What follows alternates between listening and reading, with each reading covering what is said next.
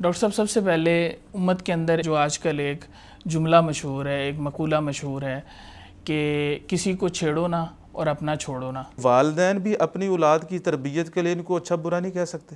ایسے ہی ہے. بڑا بھائی چھوٹے کو نہیں کہہ سکتا. ایسے ہی. ایک دوست دوسرے دوست کو نہیں کہہ سکتا. صحیح. تو پھر خیر خواہی ویل وشرنگ وہ کہاں چلے گئی؟ نحوست اصل بھی ہے کیا اس کا اسلام کے اندر وجود موجود بھی ہے یا نہیں؟ اصل میں ہم نے پوری احادیث کو جمع کر کے تمام طرق کو، تمام اسناد کو اکٹھا کر کے اصل مطلب نہیں سمجھا. کیا کوئی عورت عزت بچانے کے لیے خودکشی کر سکتی ہے؟ آپ ہو سکتا ہے کہ ڈائریکٹ قبر کی عبادت نہ کریں یا قبر والے کی عبادت نہ کریں، لیکن آگے آنے والی نسلیں جو ہیں ان کو نہیں پتہ. کیا خودکشی کی کوئی جائز صورت بھی ہے؟ اگر وہ کافر تھا، اگر وہ نعوذ باللہ نان مسلم مرتد ہو گیا تھا، پھر تو اس کا جنازہ نہیں ہے.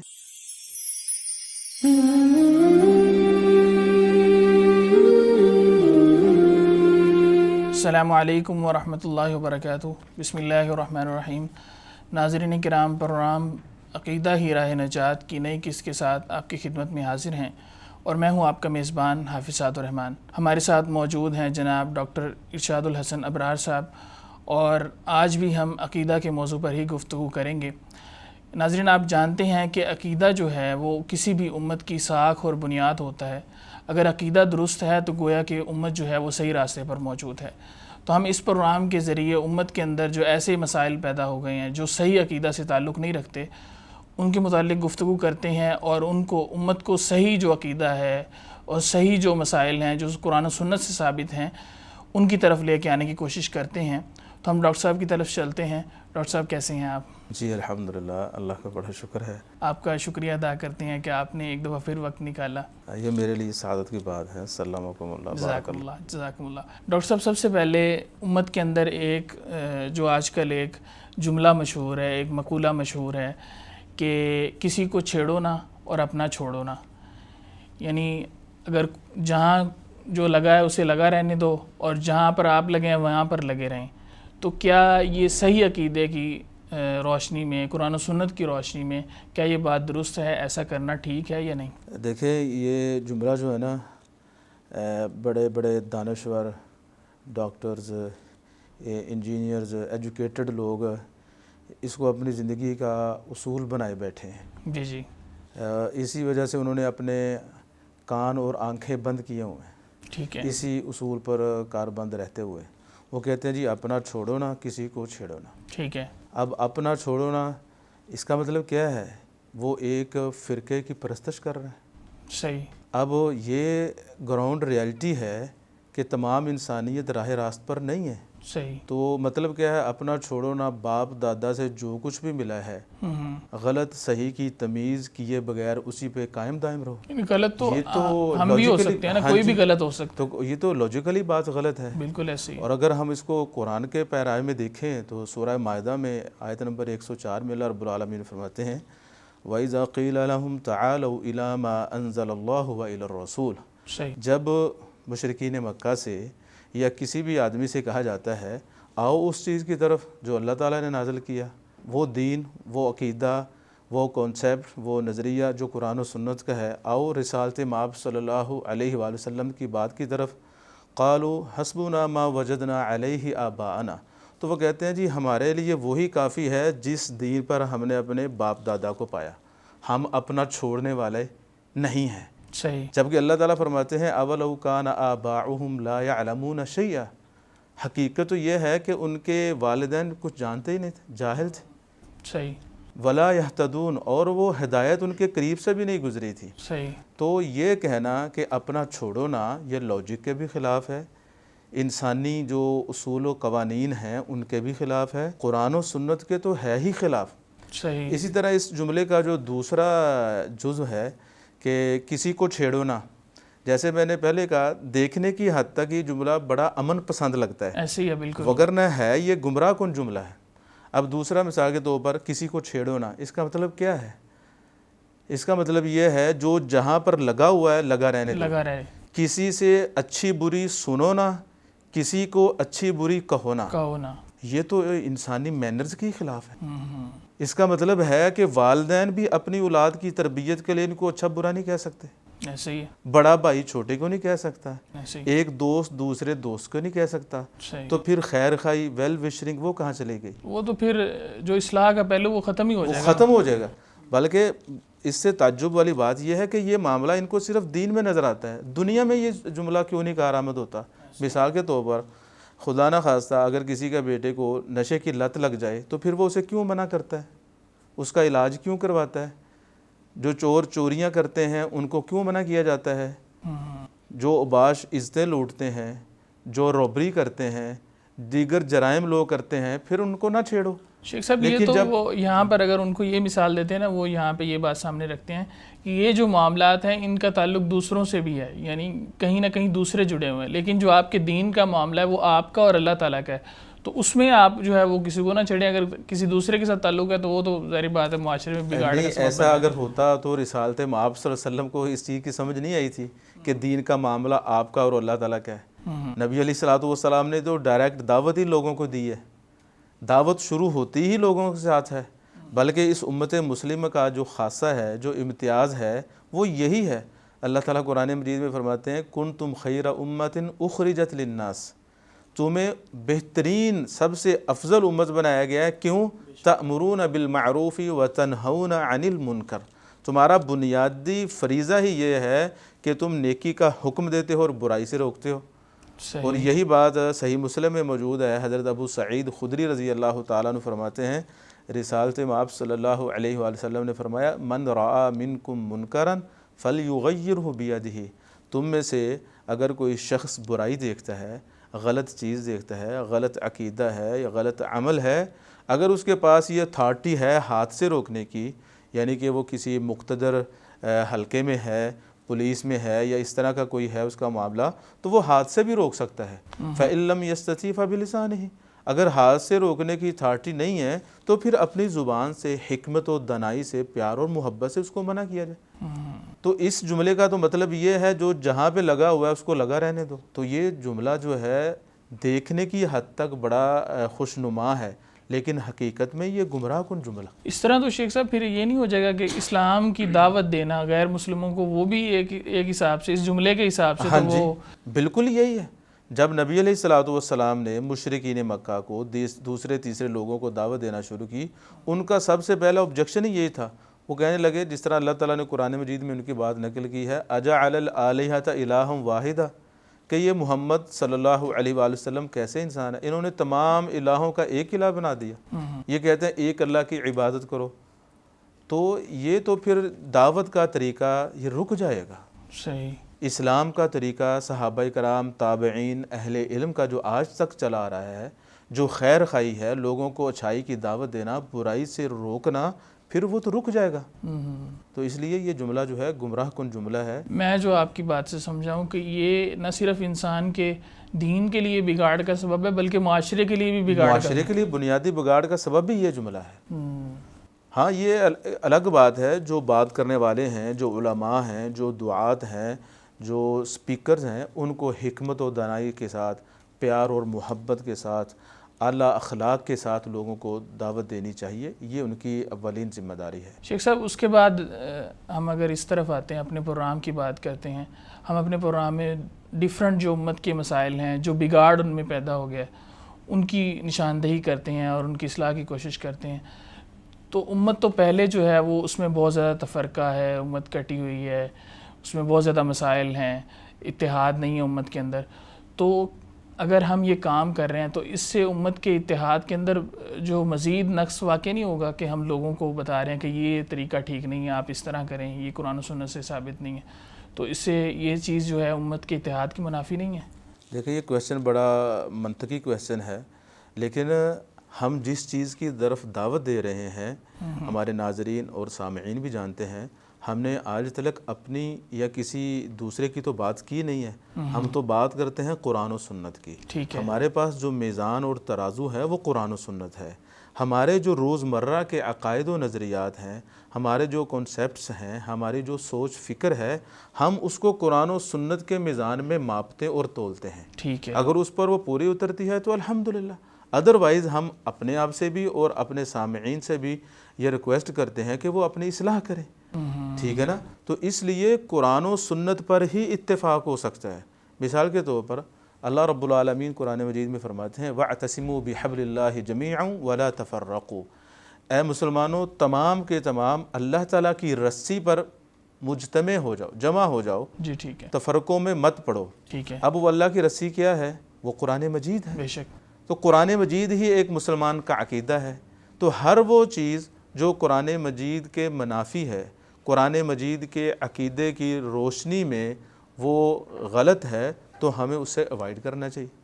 اسی طرح رسالت مآب صلی اللہ علیہ وآلہ وسلم نے فرمایا ترکت فیکم امرین لن تضلوا ما تمسکتم بہما. میں تمہیں دو چیزوں کا انمول گفٹ دے رہا ہوں. صحیح. ایک قرآن ہے اور ایک سنت ہے. ٹھیک ہے. جب تک ان پر عمل پیرا رہو گے تو گمراہ نہیں ہوگے. امام مالک رحمہ اللہ کا مجھے قول یاد آیا، بڑا قیمتی قول ہے، سونے کے پانی کے ساتھ لکھنے والا ہے. وہ فرماتے ہیں لن یصلح آخر هذه الامة الا بما صلح به اولها، کہ اس امت کے آخری فرد کی اگر اصلاح ممکن ہے تو بعین ہی اسی طریقے سے ممکن ہے جس طرح اس امت کے سب سے پہلے فرد کی اصلاح ہوئی تھی. یعنی کہ قرآن و سنت اگر اصلاح ہو سکتی ہے تو وہ اگر صحیح راستہ بتایا جائے گا، قرآن و سنت بتایا جائے گا تبھی ہو سکتی ہے، اس کے علاوہ نہیں ہو سکتی. نہیں ہو سکتی. قرآن و سنت کے علاوہ کیسے ہو سکتی ہے؟ رسالت مآب صلی اللہ علیہ وسلم نے اپنی دعوت کا آغاز ہی توحید سے کیا. قولوا لا الہ الا اللہ تفلحوا. لا الہ الا اللہ کا اقرار کرو فلاح پا جاؤ گے، اور یہی جنت کی کنجی ہے. صحیح. رسالت مآب صلی اللہ علیہ وآلہ وسلم نے فرمایا من قال لا الہ الا اللہ دخل الجنہ. جو شخص لا الہ الا اللہ کا عقیدہ اسلام کا اقرار کرے، اس پر کاربند رہے، وہ شخص جنت میں داخل ہو گیا. در حقیقت ہم ہی پھر اس کا مطلب ہے اتحاد کی بات کر رہے ہیں، ہم امت کو اتحاد کی طرف لے کے آ رہے ہیں. دیکھیں ہم تو جو آراء پیش کر رہے ہیں وہ قرآن و سنت کی ہی در حقیقت آراء ہیں، ہماری کوئی رائے نہیں ہے. یہ فیصلہ ہماری آڈینس پر، ہمارے سامعین اور ناظرین پر ہے کہ ہم جب بھی بات کرتے ہیں الحمدللہ اللہ کے فضل و کرم سے قرآن مجید کی کوئی آیت پڑھتے ہیں یا رسالت مآب صلی اللہ علیہ وآلہ وسلم کا کوئی فرمان سناتے ہیں یا صحابہ و تابعین کے عمل کی بات کرتے ہیں، ہم تو کوئی دائیں بائیں والی بات کرتے ہی نہیں ہیں. اور پھر شیخ صاحب میں اس میں ایک بات ایڈ کرنا چاہوں گا معذرت کے ساتھ کہ ہم پھر کسی متعین شخص کے بارے میں بھی بات نہیں کرتے، ہم تو مسائل کے بارے میں بات کرتے ہیں. تو یہ بھی ایک جو ہے وہ بالکل یہ بہت بڑا ایک پلس پوائنٹ ہے. ہم نام لے کر کسی شخص کی بات نہیں کر رہے، کسی فرقے کی بات نہیں کر رہے، ہم تو بات کر رہے ہیں قرآن و سنت کی. قرآن و سنت کی روشنی میں اگر ہمارے معاشرے میں کوئی غلط افکار پائے جاتے ہیں تو ہمیں ان سے وائڈ کرنا چاہیے. تو اس کے بعد میرا یہ سوال ہے آپ سے کہ آج کل عام طور پہ لوگوں کے ہاں گھروں میں بھی اور معاملات پہ بھی یہ کہا جاتا ہے کہ فلاں شخص منحوس ہے، فلاں چیز منحوس ہے. تو یہ نحوست اصل بھی ہے کیا اس کا اسلام کے اندر وجود موجود بھی ہے یا نہیں؟ اگر نحوست ہے تو پھر یہ کن چیزوں میں ہے؟ دیکھیں ہر مسلمان کا یہ بنیادی عقیدہ ہے، ہر اچھائی خیر و برکت کا باعث ہے اور ہر بنائی نقصان کا باعث ہے، ٹھیک ہے، مصائب کا باعث ہے. یعنی یہ بنیادی اصول ہے. اللہ تعالیٰ نے قرآن مجید میں بھی فرمایا ما اصابکم من مصیبت فبما کسبت ایدیکم. جو تمہیں مصائب، تکلیفیں، آزمائشیں آتی ہیں وہ تمہارے اپنے اعمال کا نتیجہ ہے. اگر ہمارے اعمال اچھے ہوں گے اللہ تعالیٰ خوش ہوگا، خیر و برکت ملے گی. صورت دیگر اگر ہمارے اعمال برے ہیں تو اللہ تعالیٰ ناراض ہوگا، تو ہمارے اوپر عذاب اور وبائیں اور مختلف وبال ہی نازل ہوں گے. تو اس لیے ہمیں اوائڈ کرنا چاہیے ایسی چیزوں سے. اب جو آپ کا کویسچن تھا کہ نحوست کیا چیز ہے، ٹھیک ہے، کیا اگر نحوست کا وجود ہے تو وہ کن چیزوں میں ہے؟ تو سب سے پہلی بات یہ ہمیں ذہن میں رکھنی چاہیے کہ ہر گناہ منحوس چیز ہے، ٹھیک ہے، اس سے خیر و برکت اٹھ جاتی ہے. صحیح. لیکن کیا ہوا کہ کچھ نصوص ایسی ہیں، کچھ قرآن و سنت میں کچھ ایسے دلائل ہیں جن کا لب لباب یا مقصد یہ بتانا تھا کہ زمانہ جاہلیت میں ان چیزوں کو منحوس سمجھا جاتا تھا، ٹھیک ہے، در حقیقت وہ منحوس ہیں نہیں. مثال کے طور پر بخاری شریف میں اور مسلم شریف میں یہ حدیث موجود ہے. حضرت عبداللہ ابن عمر رضی اللہ تعالیٰ عنہما فرماتے ہیں کہ انما الشؤم فی ثلاثہ، کہ تین چیزوں میں نحوست ہے. وہ ایک ہے المرأۃ عورت میں، والفرس گھوڑے میں، والدار اور گھر میں. اب یہ مشرکین ایسا سمجھتے تھے، وہ بات نقل کی تو سمجھنے والے نے یہ سمجھا کہ شاید شریعت نے یہ کہا ہے کہ یہ 3 چیزیں منحوس ہیں، ایسا نہیں ہے۔ صحیح۔ اچھا، ساتھ میں یہ بھی بتا دوں کہ اہل علم نے اس حدیث کی توضیح میں یہ فرمایا ہے کہ اس میں 3 چیزوں کا ذکر ہے۔ گھوڑے کا منحوس ہونے کا مطلب یہ ہے کہ گھوڑا کوئی ضدی ہو، سرکش ہو، اڑیل ہو، اپنے سوار کو تنگ کرتا ہو۔ اسی طرح عورت کے منحوس ہونے کا مطلب یہ ہے کہ عورت بد زبان ہو، بد خلق ہو، بد چلن ہو، کریکٹر لیس ہو۔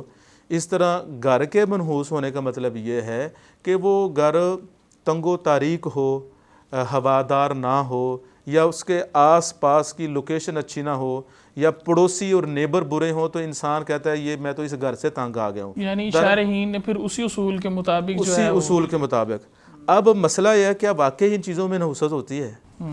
تو بخاری شریف میں اور مسلم شریف میں حدیث موجود ہے، حضرت سہل بن سعد رضی اللہ تعالیٰ عنہ فرماتے ہیں، رسالت مآب صلی اللہ علیہ وآلہ وسلم نے فرمایا ان کانا فی شیء، اگر نحوست ہوتی جو در حقیقت ہے نہیں، اگر ہوتی تو پھر ان 3 چیزوں میں ہوتی، وہ عورت ہے، گھر ہے اور سواری یعنی کہ گھوڑا ہے، اگر نحوست ہوتی۔ لیکن چونکہ نحوست ہے نہیں ہے، یہ چیزیں بذات ہی بعین ہی منحوس نہیں ہیں، یعنی کہ تکلیفوں کا، آزمائشوں کا سبب نہیں ہے۔ ہاں، اپنے عمل سے اگر کوئی عورت بد اخلاق ہے، بد کردار ہے تو صاف ظاہر ہے وہ منحوس بن جائے گی۔ وہ تو ہم نے پہلے بات کی، بنیادی اعتبار سے ہر گناہ نحوست کا سبب ہے۔ نحوست مطلب بے برکتی، خیر و برکت کا اٹھ جانا۔ تو صحیح بات یہی ہے، بعین ہی کوئی چیز منحوس نہیں ہوتی۔ جس طرح کہ حدیث میں ہے، نبی علیہ الصلوۃ والسلام نے فرمایا لا عدوہ، کوئی چیز، کوئی بیماری بذات خود متعدی نہیں ہوتی۔ اصل میں یہاں پر بھی پھر وہی بات ہے، زمانہ جاہلیت میں مشرکین مکہ یا عرب لوگ یہ سمجھتے تھے کہ بیماری خود بخود پیدا ہوتی ہے اور خود بخود جس کو چاہتی ہے لگ جاتی۔ تو اس کانسیپٹ اور غلط عقیدے کا نظریہ کیا گیا، رد کیا گیا کہ ایسا نہیں ہے، لا عدوہ، بیماری خود بخود متعدی نہیں ہوتی۔ آپ دیکھتے ہیں ابھی کورونا بھی آیا تھا ریسنٹلی، ایک گھر میں بیماری، ایک بھائی کو کورونا ہوا دوسرے کو نہیں ہوا، کیوں؟ اللہ تعالیٰ کا حکم نہیں تھا۔ تو ایسا بھی تو ہے نا کہ مطلب ایک بھائی کو ہوا تو دوسرے کو ہو بھی گیا، اس طرح ہو کی بھی گیا، مثال موجود وہ اللہ کا حکم تھا نا۔ وہ یہ سمجھتے تھے کہ نہیں، بیماری خود بخود متعدی ہوتی ہے۔ تو نبی علیہ الصلوۃ والسلام نے کہا بیماری خود بخود متعدی نہیں ہوتی۔ اس کی مثال آپ یوں سمجھیں، 2 پیشنٹس ہیں، ڈاکٹر کے پاس جاتے ہیں، ان کو سیم مرض ہے، سیم بیماری ہے، ڈاکٹر دونوں کو میڈیسن دیتا ہے، سیم بیماری تھی، سیم میڈیسن ملی، انہوں دونوں نے یہ اس کا استعمال بھی صحیح طریقے سے کیا، لیکن ایک کو شفا ملی دوسرے کو نہیں ملی۔ ایسا ہی ہے، کیوں؟ کیونکہ اللہ تعالیٰ کا حکم نہیں تھا۔ صحیح۔ جس طرح اللہ تعالیٰ قرآن مجید میں فرماتے ہیں وَإِذَا مَرِضْتُ فَهُوَ يَشْفِي، جب میں بیمار ہوتا ہوں شفا وہ دیتا ہے۔ ہاں، میڈیسن کو اللہ تعالیٰ نے ذریعہ بنایا ہے شفا کا، لیکن کبھی اس میں شفا اللہ تعالیٰ دے دیتا ہے، کبھی نہیں دیتا، یعنی اس میں اللہ تعالیٰ کا حکم شامل ہے۔ تو ایسے نبی علیہ الصلوۃ والسلام نے فرمایا لا عدوہ، بیماری بذات خود متعدی نہیں ہوتی۔ پھر فرمایا ولا طیارۃ، بدشگونی لینا اسلام میں جائز نہیں ہے۔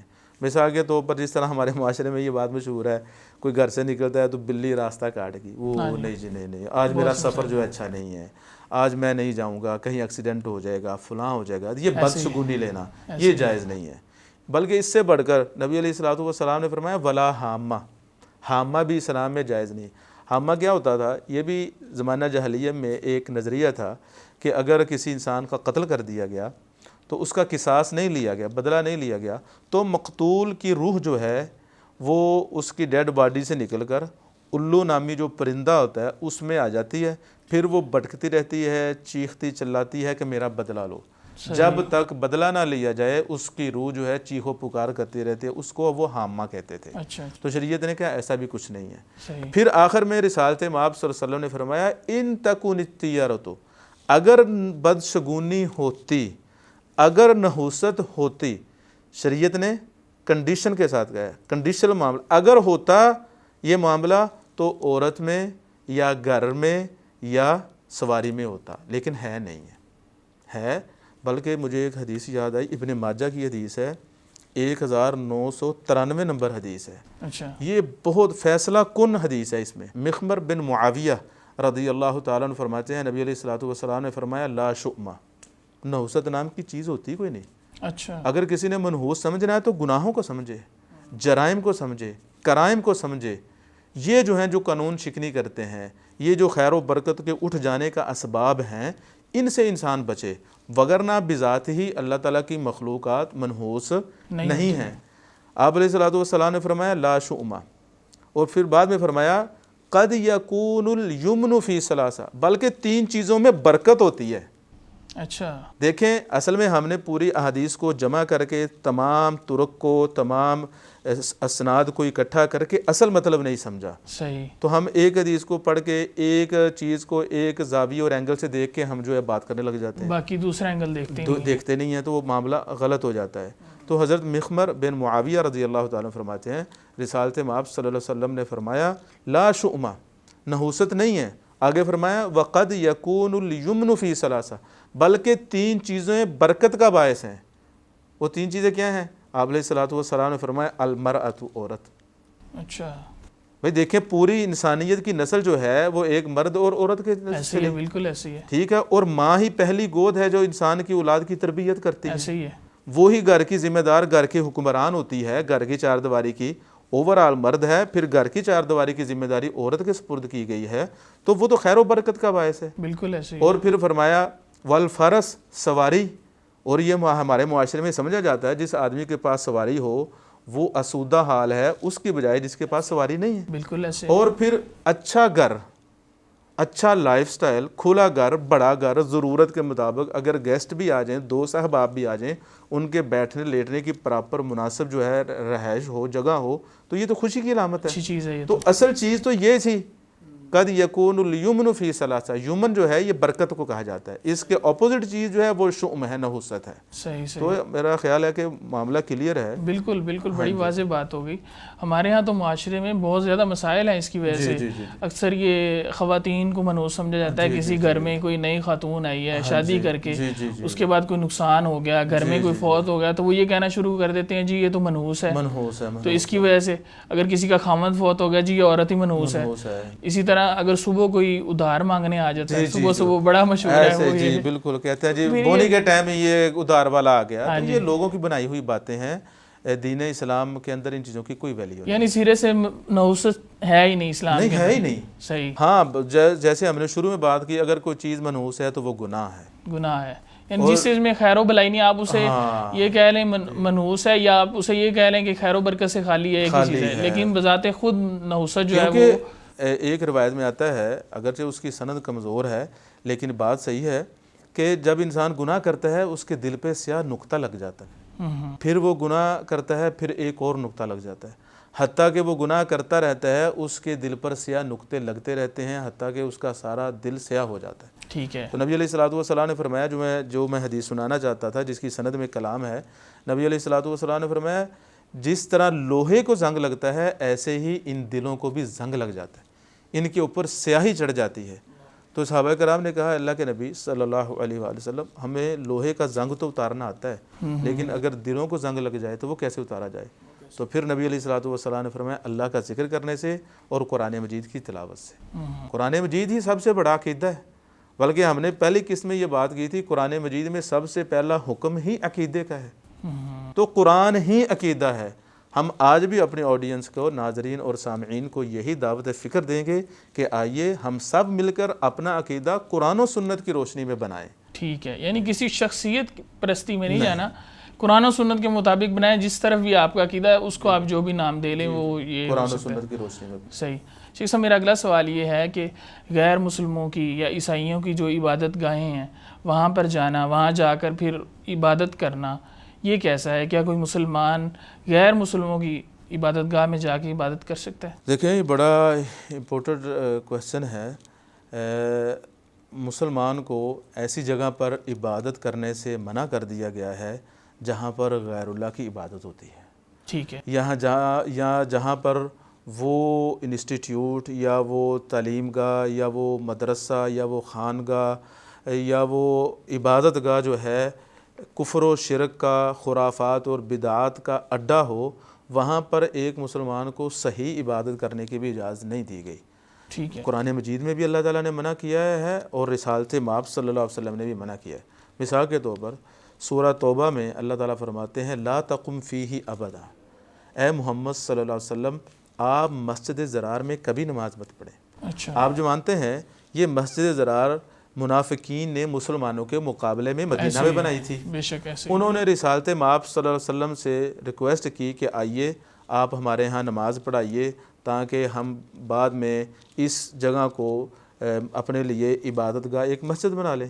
تو چونکہ رسالت مآب صلی اللہ علیہ وسلم علم غیب نہیں جانتے تھے، جس طرح اللہ تعالیٰ نے قرآن مجید میں 12 دفعہ اس کا ذکر کیا ہے، تو آپ نے کہا ٹھیک ہے میں ابھی سفر پہ جا رہا ہوں، واپسی پہ میں آؤں گا نماز پڑھوں گا، تو پھر اللہ تعالیٰ نے وہی نازل کر دی لا تقم فیہ ابدا، ایسی مسجد جو اللہ رب العالمین کی منشا کے مطابق نہیں بنائی گئی، جو اللہ کی عبادت کے لیے نہیں بنائی گئی، جس کی بنیاد تقوی اور پرہیزگاری پر نہیں بلکہ خرافات پر ہے، بدعات پر ہے، تو آپ اس میں عبادت مت کریں۔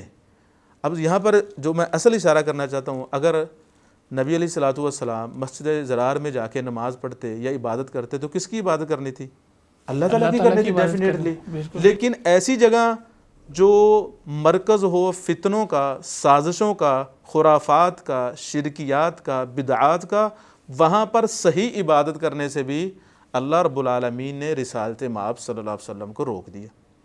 اس طرح حدیث میں آتا ہے، حضرت ثابت بن الضحاک رضی اللہ تعالیٰ عنہ فرماتے ہیں زمانہ جاہلیت میں ایک آدمی نے نظر مانی کہ وہ بوانا نامی جگہ پر اونٹ ذبح کرے گا۔ اچھا، تو اس نے آ کے نبی علیہ الصلوۃ والسلام سے عرض کی رسالت مآب صلی اللہ علیہ وآلہ وسلم میں نے یہ نظر ماند رکھی ہے، تو اب میں اس بوانا نامی جگہ پہ جا کے اپنی نظر پوری کروں؟ تو نبی علیہ الصلوۃ والسلام نے اس سے کویسچن پوچھا، وہ کویسچن اصل میں سمجھنے والا ہے۔ اچھا، آپ علیہ الصلوۃ والسلام نے پوچھا هل کان فیہا وثن من اوثان الجاہلیہ، کیا وہاں پر غیر اللہ کی عبادت ہوتی ہے؟ حدیث میں لفظ ہے یعبد، کہ اس کی عبادت کی جاتی ہے، اس کے نام کی نظر و نیاز دی جاتی ہے، یا اس کے نام کے چڑھاوے چڑھائے جاتے ہوں؟ تو کہا گیا جی نہیں۔ پھر آپ علیہ الصلوۃ والسلام نے دوسرا کویسچن پوچھا، آپ نے پوچھا هل کان فیہا عید من اعیادہم، کیا اس جگہ پہ ان کی مشرکین کی یا قبر پرست جو لوگ ہیں، وثنی جو لوگ ہیں، کیا ان کا کوئی میلہ ہوتا ہے، کوئی ایونٹ ہوتا ہے وہاں پہ؟ تو پھر کہا گیا جی نہیں ایسا نہیں ہے۔ پھر آپ علیہ الصلوۃ والسلام نے فرمایا اوفی بنظرک، اپنی نظر کو پورا کرو۔ تو گویا کہ رسالت مآب صلی اللہ علیہ وسلم نے پہلے کنفرم کیا وہاں پہ غیر اللہ کی عبادت تو نہیں ہوتی، وہاں پر شرکیات تو نہیں ہیں، خرافات تو نہیں ہیں، اگر وہاں پر ہیں تو پھر نہیں جا سکتے۔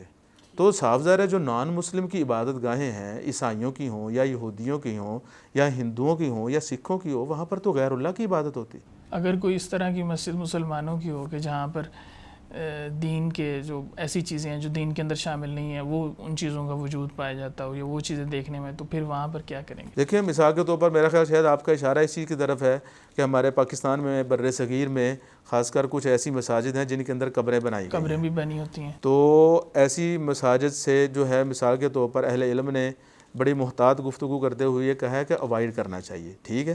مثال کے طور پر پھر اسی طرح جملے لکھے ہوتے ہیں مساجد میں، جی وہ اس کی وجہ کیا ہے؟ نبی علیہ الصلوۃ والسلام کی حدیث ہے، آپ علیہ الصلوۃ والسلام نے فرمایا لعن اللہ الیہود والنصارى اتخذوا قبور انبیائہم مساجد، اللہ تعالیٰ یہودیوں اور عیسائیوں پر لعنت کرے کہ انہوں نے اپنے انبیاء، اپنے بزرگوں بڑوں کی قبر کو سجدہ گاہ بنا لیا۔ ٹھیک ہے، اس حدیث کے مطلب اہل علم نے دو بیان کیے ہیں کہ کسی جگہ پہ پہلے مسجد ہو وہاں پہ قبر بنانا یہ ناجائز ہے، ٹھیک ہے، تو اسی طرح کسی جگہ پہ پہلے قبر ہو وہاں پہ مسجد بنانا یہ دونوں ناجائز ہیں۔ کیوں؟ آپ ہو سکتا ہے کہ ڈائریکٹ قبر کی عبادت نہ کریں یا قبر والے کی عبادت نہ کریں، لیکن آگے آنے والی نسلیں جو ہیں ان کو نہیں پتہ، وہ راہ راست سے بھٹک سکتی ہیں۔ ہو سکتا ہے آپ کی نیت اچھی ہے، بری نہیں ہے، کسی اور مصلحت یا حکمت کی بنا پہ آپ نے ایسا کر لیا، لیکن آپ کے آنے والی نسلوں کو تو نہیں پتہ۔ جس طرح نوح علیہ الصلوۃ والسلام کی قوم میں شرک پیدا قبرستان کے ساتھ جو مساجد ہمارے ہاں وہ قبرستان کے باہر ہوتی ہیں، ٹھیک ہے نا، اچھا، اور وہ قبرستان کی جو مسجد ہے وہ 5 وقت کی وہاں پہ نماز نہیں ہوتی، وہ تو جنازہ گاہ ہوتی ہے، وہ تو جنازہ تو قبر پہ بھی پڑھا جا سکتا ہے نا، رسالت مآب صلی اللہ علیہ وسلم نے خود جنازہ پڑھا ہے قبر پہ، ٹھیک ہے، جب بلکہ یہاں پر ایک بڑی نقطے کی بات ہے، اہل علم نے لکھا ہے کہ اللہ رب العالمین نے جنازے میں سجدہ نہیں رکھا، اگر مسلمان جنازے میں سجدہ کرتے تو کس کو کرنا تھا؟ ڈیفینیٹلی اللہ تعالیٰ کو کرنا تھا، لیکن دیکھنے والا کوئی غلط مت سمجھ لے کہ شاید یہ میت کو، ڈیڈ باڈی کو سجدہ کر رہے ہیں، یعنی اس شائبے کی بھی اس شائبے کی بھی گنجائش نہیں ہے۔ تو جو قبرستان کے ساتھ مصلی ہوتا ہے یا نماز گاہ ہوتی ہے وہ تو نماز جنازہ کے لیے ہوتی ہے، ٹھیک ہے نا، تو اور کوئی مسجد ہوتی نہیں ہے قبرستان کے اندر، تو اس لیے قبرستان میں نماز پڑھنے سے شریعت نے منع کیا، قبرستان کی طرف منہ کر کے نماز پڑھنے سے منع کیا، یعنی کہ آپ قبلے کی طرف منہ کر کے نماز پڑھ لیکن قبرستان کے پاس پڑھ رہے ہیں نماز، آپ کے سامنے قبریں ہیں، تو شریعت کہتی نہیں، اللہ، کیوں دیکھنے والا یہ غلط فہمی کا شکار نہ ہو کہ شاید یہ قبر کو سجدہ کر رہا ہے، یہاں تک شریعت نے خیال رکھا ہے۔ اچھا، یہاں پر ایک میں تھوڑی سی بات ایڈ کروں گا، آپ نے پوچھا کہ ہم عیسائیوں کی مساجد میں جا کے عبادت کر سکتے ہیں کہ نہیں، تو وہ تو کلیئر ہو گیا نہیں کر سکتے، نہیں کر سکتے، تو کیا عیسائی مسلمانوں کی مسجد میں آ کے عبادت کر سکتے ہیں؟ اسی سوال کا دوسرا رخ ہے بالکل ایسے ہی کہ عیسائی یا نان مسلم تو وہ مسلمانوں کی مساجد میں آ کے عبادت گاہوں میں آ کے عبادت کر سکتے ہیں؟ آج کل امن کے لیے بہت سارے اقدامات ہو رہے ہیں، جی جی تو اس سلسلے میں یہ بھی قدم ہو سکتا ہے کہیں نہ جی کہیں۔ جی، بین المذاہب ہم آہنگی جو ہے، تقارب بین الادیان، اس طرح کے بڑے خوشنما نعرے لگائے جاتے ایسے ہیں۔ ہی دیکھیں، اگر تو بات ہے صرف اخوت اور بھائی چارے کی، تو وہ تو بطور انسانیت جو نان مسلم ہیں وہ ہمارے بھائی ہیں بطور انسانیت، بالکل ایسے، لیکن بطور دین نہیں ہے، ٹھیک ہے، بطور دین نہیں ہے۔ دین نہیں، ہم مسلمان ہیں الحمدللہ، ہم اللہ رب العالمین کو مانتے ہیں، ہم خاتم النبیین رسالت مآب حضرت محمد الرسول اللہ صلی اللہ علیہ وسلم ان کو دل و جان سے مانتے ہیں، تو اس لیے دینی اعتبار سے تو نہیں ہے۔ اب رہا مسئلہ کہ کوئی نان مسلم یا عیسائی وغیرہ ہماری مسجد میں آ کے باقاعدہ اپنی عبادت کر سکتا ہے، تو یہ نہیں، اس کی گنجائش نہیں ہے۔ ٹھیک ہاں، ہے، البتہ ایسا ضرور ہے کہ وہ ہماری مسجد میں آ کے پناہ لے سکتا ہے، یا کسی مصلحت کے تحت، کسی حکمت کی بنا پہ اسے مسلمانوں کی مسجد یا عبادت گاہ میں داخل کیا جا سکتا ہے، ٹھیک ہے، لیکن وہ وہاں پر باقاعدہ اپنی عبادت نہیں کر سکتا۔ کیوں؟ اللہ تعالیٰ نے قرآن مجید میں منع فرمایا، اللہ تعالیٰ فرماتے ہیں وَأَنَّ الْمَسَاجِدَ لِلَّهِ، کہ مساجد، مسلمانوں کی عبادت گاہیں صرف ایک اللہ کی عبادت کے لیے بنائی گئی ہیں، فَلَا تَدْعُوا مَعَ اللَّهِ أَحَدًا، اللہ تعالیٰ کے ساتھ کسی اور کو مت پکارو۔ تو جو نان مسلم ہیں، جو عیسائی وغیرہ ہیں، وہ تو عیسیٰ علیہ السلام کو خدا مانتے ہیں، نعوذ باللہ، ایسے ہی، وہ تو ان کی پرستش کرتے ہیں، تو اس لیے ان کو مساجد میں عبادت کی اجازت نہیں دی جا سکتی۔ کسی ریزن، کسی آفت، مثال کے طور پر فلڈ آ گیا کسی جگہ پہ، زلزلہ آ گیا، یا کسی جگہ پہ شب خون مار دیا گیا، تو اب مسلمان عیسائی جو ہیں یا نان مسلم جو ہے پناہ لیتے ہیں مسلمانوں کی عبادت گاہوں میں، مساجد میں۔ ریسنٹلی اس طرح کے کچھ واقعات ملتے بھی ہیں، ہوئے بالکل بھی ایسے ہی ہیں، ہوئے بھی ہیں، تو اس کی گنجائش موجود ہے، اس کی دلیل بخاری شریف میں موجود ہے۔ حضرت ثمامہ رضی اللہ تعالیٰ عنہ بڑے مشہور صحابی ہیں، زمانہ مطلب کہ نبوت کے شروع میں صحابہ کرام کی ایک جماعت گئی، یعنی کہ قبیلے کا نام بنی حنیفہ تھا، یہ اپنے قبیلے کے سردار تھے، وہ ان کو پکڑ کر لے آئے، پکڑ کے لا کر ان کو مسجد نبوی کے ستون کے ساتھ باندھا گیا، ٹھیک ہے، یعنی کہ ان کو مسجد نبوی میں رکھا گیا، رکھا گیا، تو بلکہ 1-2 دن رکھا گیا۔ رسالت مآب صلی اللہ علیہ وسلم نے پھر کہا ثمامہ کو چھوڑ دو، تو ثمامہ کو چھوڑ دیا، ان کا بدن تو آزاد ہو گیا لیکن ان کا دل، ان کے جسم و جاں وہ قیدی ہو چکے تھے مسلمانوں کے حسن اخلاق، مسلمانوں کے بیہیویئر کو دیکھ کے۔ کاش کہ ہمارا بھی وہ اخلاق بن جائے، کاش ہمارا لائف سٹائل، ہمارا بیہیویئر بھی ہمارے بڑے صحابہ کرام تابعین جیسا بن جائے۔ تو حضرت ثمامہ رضی اللہ تعالیٰ عنہ جب نبی علیہ الصلوۃ والسلام نے ان کو کہا کہ ان کو رہا کر دو، مسجد سے نکلے، پاس ہی ایک باغ میں گئے، وہاں پر انہوں نے غسل کیا، واپس آئے، آ کر کہنے لگے جی کلمہ پڑھا دیجئے، پھر وہ مسلمان ہو گئے۔ اس طرح کے دیگر اور نصوص بھی ہیں جن سے یہ پتہ چلتا ہے بوقت ضرورت کسی مصلحت کے تحت نان مسلم عیسائی وغیرہ کو مسجد میں داخل تو کیا جا سکتا ہے، لیکن اس کو وہاں پر پراپر عبادت کی اجازت یہ نہیں دی جا سکتی۔ نہیں، اگر اس میں کیا کوئی فرق ہو سکتا ہے کہ کوئی اشد ضرورت ہو تو پھر داخل ہو، بغیر اشد ضرورت کے نہ داخل ہو؟ کیونکہ میں نے ایک جگہ پہ میں نے اپنی آنکھوں سے واقعہ دیکھا ہے کہ ایک مسجد میں ایک صفائی کرنے والا، وہ عیسائی تھا چونکہ، تو وہ داخل ہوا تو کسی نے اس کو بڑا زد و کوب کیا کہ آپ مسجد میں کیوں داخل ہوئے۔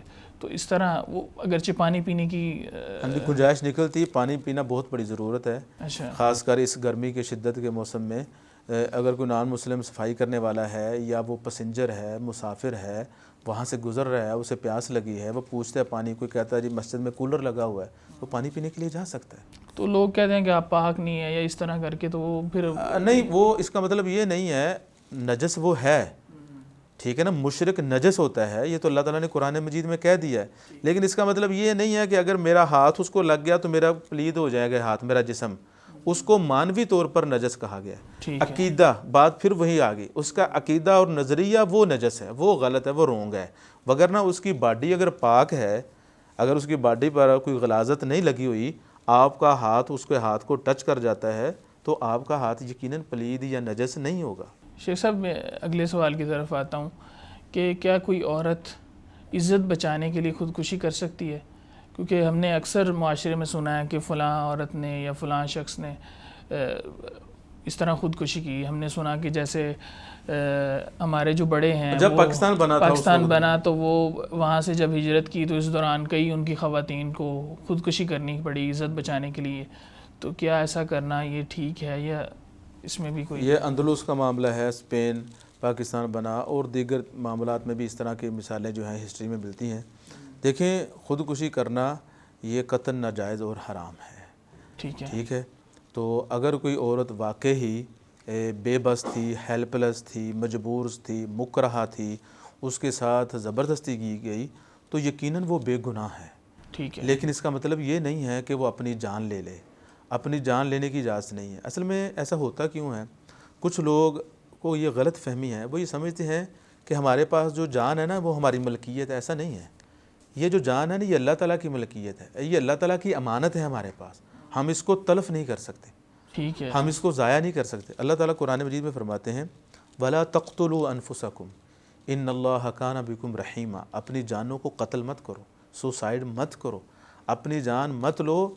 عارضی طور پر جو تمہارے مسائل ہیں، جو پریشانیاں مصیبتیں ہیں، انشاءاللہ یہ ٹل جائیں گی، کیونکہ ان اللہ کان بکم رحیما، تمہارا رب بہت مہربان ہے۔ جو انسان صبر کرتا ہے کٹھن حالات میں تو انشاءاللہ بعد میں آسانیاں آتی ہیں، جس طرح اللہ تعالیٰ فرماتے ہیں ان مع العسر یسرا، تنگیوں کے بعد آسانیاں ہیں، لیکن وہ امتحان ہوتا ہے انسان کا، وہ بیچارہ دل برداشتہ ہو جاتا ہے، وہ سمجھتا ہے کہ اب میری جو راحت اور سکون ہے نا وہ خودکشی میں ہے، اور یہ اس کی بیچارے کی غلطی ہوتی۔ حضرت ابو ہریرہ رضی اللہ تعالیٰ عنہ فرماتے ہیں، رسالت مآب صلی اللہ علیہ وسلم نے فرمایا جس شخص نے اپنے آپ کو پہاڑ سے گرا کے یا اونچی جگہ سے چھلانگ لگا کر خودکشی کی تو وہ جہنم میں اس کو بار بار یہ سزا دی جائے گی۔ اسی طرح فرمایا جس نے زہر کھا کر پوائزن کے ساتھ اپنے آپ کو مار لیا، قتل کر لیا، تو وہ زہر اس کے ہاتھ میں دے دیا جائے گا، بار بار اسے یہ سزا ملتی رہے گی۔ تیسری چیز آپ علیہ الصلوۃ والسلام نے فرمائی جس شخص نے لوہے کے ساتھ چاقو، خنجر، چھری وغیرہ یا گن، پسٹل وغیرہ کے ساتھ اپنی جان لی تو وہ خنجر، وہ ہتھیار اس کے ہاتھ میں دے دیا جائے گا، اسے بار بار یہی سزا دی جائے گی۔ تو خودکشی کرنا بہت بڑا جرم ہے، بلکہ اتنا بڑا جرم ہے، اتنا بڑا جرم ہے، حضرت جابر بن سمرہ رضی اللہ تعالیٰ عنہ فرماتے ہیں ان رجلا قتل نفسه بمشاقص، ایک شخص نے اپنے آپ کی جان لے لی تیر کے ساتھ، اچھا، تیروں کے ساتھ اس نے اپنی جان لے لی، تو اس وقت کے لیے بہت بڑا ہتھیار تھا تیر۔ ایسے ہی ہے، تو نبی علیہ الصلوۃ والسلام نے کہا اما انا فلا اصلی علیہ، میں ایسے شخص پر جو اپنی جان لے لے میں اس کا جنازہ نہیں پڑھوں گا۔ اچھا، یہاں پر ایک غلط فہمی بھی ہے ہمارے معاشرے میں پائی جاتی ہے، میں سمجھتا ہوں اس کا جو ہے نا تدارک کرنا، اس کی اصلاح کرنا ہی بہت ضروری ہے۔ ٹھیک ہے، وہ یہ ہے کہ کچھ لوگ سمجھتے ہیں کہ خودکشی کرنے والا شاید نعوذ باللہ مرتد ہو جاتا ہے یا نان مسلم ہو جاتا ہے یا اتنا بڑا گناہ ہے وہ دائرہ اسلام سے نکل جاتا ہے۔ نہیں، ایسا کچھ نہیں ہے۔ خودکشی یقیناً ایک بہت بڑا جرم ہے، کبیرہ گناہ ہے، بڑی سخت اس کی وعید ہے، لیکن خودکشی کرنے والا کافر نہیں ہوتا۔ اچھا، ٹھیک ہے نا، جس طرح اس حدیث میں نبی علیہ الصلوۃ والسلام نے کہا میں جنازہ نہیں پڑھوں گا، لیکن صحابہ کرام نے تو جنازہ پڑھا۔ اگر وہ کافر تھا، اگر وہ نعوذ باللہ نان مسلم مرتد ہو گیا تھا، پھر تو اس کا جنازہ نہیں ہے۔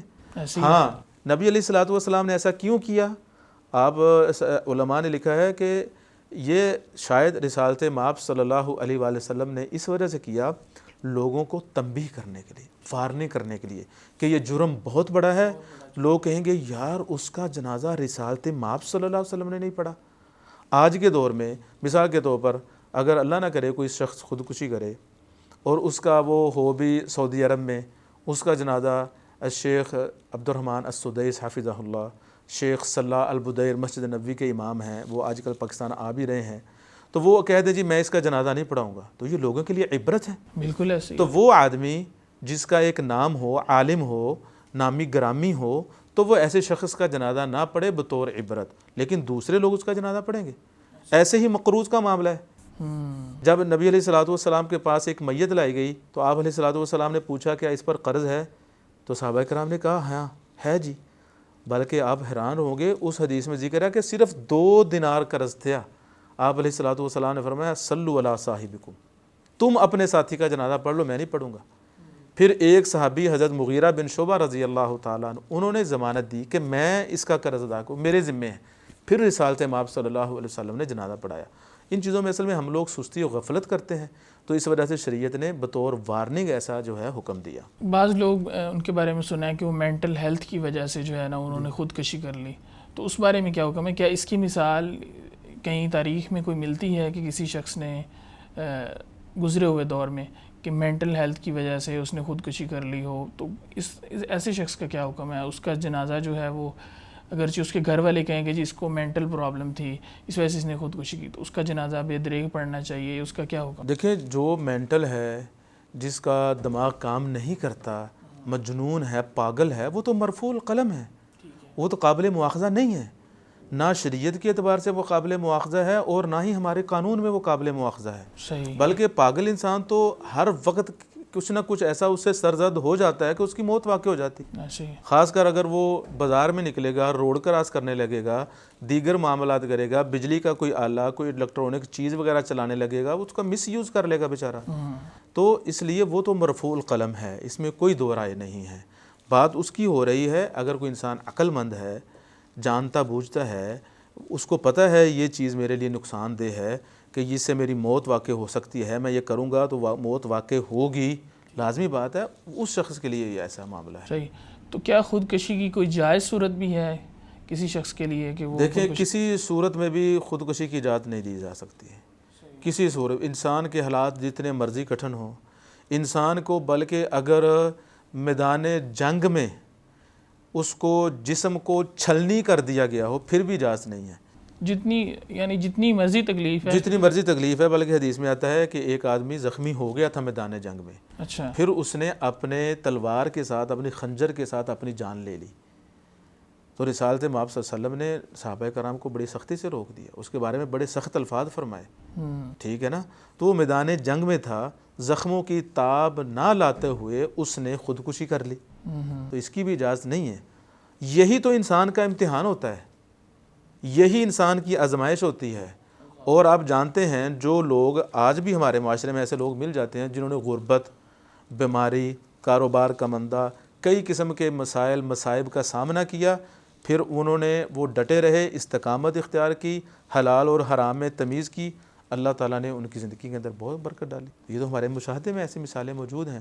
تو کسی صورت بھی خودکشی کی گنجائش قطعی چاہے نہیں، جتنی بڑی مصیبت ہو، جتنے زیادہ مسائل ہوں، خودکشی کرنا جو ہے وہ جائز نہیں کسی صورت میں۔ وہ اللہ تعالیٰ نے قرآن مجید میں منع فرما دیا، وَلَا تَقْتُلُوا أَنفُسَكُمْ ٹھیک ہے، إِنَّ اللَّهَ كَانَ بِكُمْ رَحِيمًا۔ اللہ تعالیٰ تو مہربان ہے۔ یہ جو بظاہر مشقتیں آتی ہیں نا، مثال کے طور پر یہاں میں سمجھتا ہوں ایک بہت ضروری بات ہے، ایک والد ہے یا والدہ ہے، وہ بیمار ہو گئے، ان کے اوپر بیماری آ گئی، اتنی بیماری سخت، کینسر ہو گیا، جان لیوا بیماری ہے، چلنے پھرنے سے بھی انسان عاجز آ گیا، بسا اوقات کھانے پینے سے بھی عاجز آ جاتا ہے۔ دیکھنے کی حد تک وہ بیماری ہے، لیکن اس بیماری سے گناہ انسان کے ختم ہوتے ہیں، ایسے ہی ہے، بیماری سے درجات بلند ہوتے ہیں۔ بے شک۔ پھر بیماری کے عالم میں جو اس کی اولاد اپنے والدین کی خدمت کرتی ہے، ان کو نیکیاں کمانے کا موقع ملتا ہے۔ اللہ تعالیٰ کے ہر کام میں حکمت ہے۔